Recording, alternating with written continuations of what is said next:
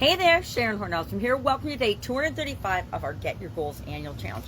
Today we're talking about, just like we are this entire month, our communication goals. And our topic today is communication goals and the other life framework areas. We are dealing with a model or a framework or a system that has 9 different areas and aspects of our life that we can consider and want to consider when it comes to setting goals and objectives. I've used this one. I just added confidence and communication, the topic of this month's goals daily challenge in 2021. And in 2021, this is the list of the 7 items that I originally dealt with: physical, mental, emotional, spiritual, financial, relationships, and contribution. And then in 2021, following the pandemic and all that craziness that we all experienced, and we each experienced it in our own unique way, but we all were impacted by the pandemic and the way it was handled, I added communication and confidence to my goal setting framework, my goal setting processes, because I think that they're foundational skills and we need to be continually improving them, just like other areas and aspects of our life. But I found that if I work on my communication, if I work on my confidence, that positively impacts every other area and aspect of my life. So we want to think about those connections today.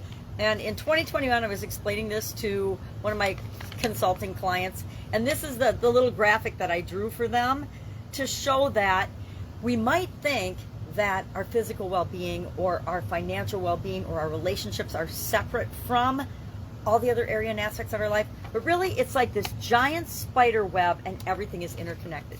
Communication is green on this, and you can see that communication is impacted by and impacts every other area on the framework. So what I like to do once a month when we're talking about each of the different areas and aspects of our life is focus in on those connections. And I make a little chart in my journal, because I keep a journal for every challenge, just like I hope you are as well. We talked about it, I think, maybe even the first day of the challenge, is getting a notebook, getting a journal, getting something that feels okay for you. And I've got literally, I probably have hundreds of journals and books like this that I've kept throughout my lifetime. But I like to create a page where this one's about communication, so I put communication goals across the top, and then I just list the 9 areas, and I think about it as I go about my day. What does my physical well-being have to do with communication? And to me, one of the biggest things is my self-talk and my beliefs about my physical well-being, which come out in my self-talk or my subconscious self-talk, have a huge impact on my physical well-being, my mental, my emotional, my spiritual, relationships, etc. So I want to think about those things and just jot down a couple of notes about the connection and how improving my communication can positively impact each of those different areas and aspects of my life. Because if we come up with, at the end of the month, the end of every month, we go through our goal process, right? Our goal framework that we're using and we're installing in our subconscious through repetition throughout this year's challenge, so that it becomes automatic for us. And if we think about these things throughout the month, by the time we get to the end of the month, we are experts at how to deal with that particular area of our life for us, because it's a little bit different for each and every one of us. We have to take the things we learn and make them our own by tweaking and testing and trying and figuring out what works best for us.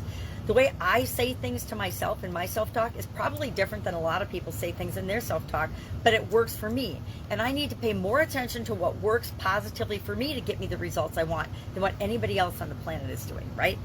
So that's our action item today.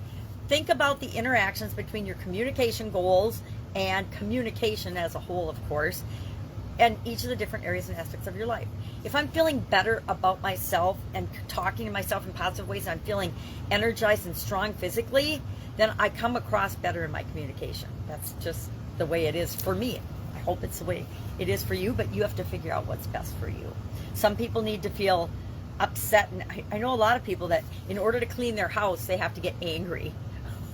I'm not that person. If I'm grumpy about something, I'm not going to get the results that I want.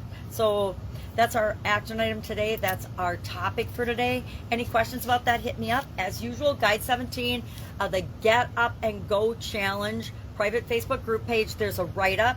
In Guide 16 are all our videos. Guide 15, all of last year's challenge. And then Guides 1 through 14 are the 2 previous years. Every other month we did a 30-plus day challenge to keep us moving through the pandemic.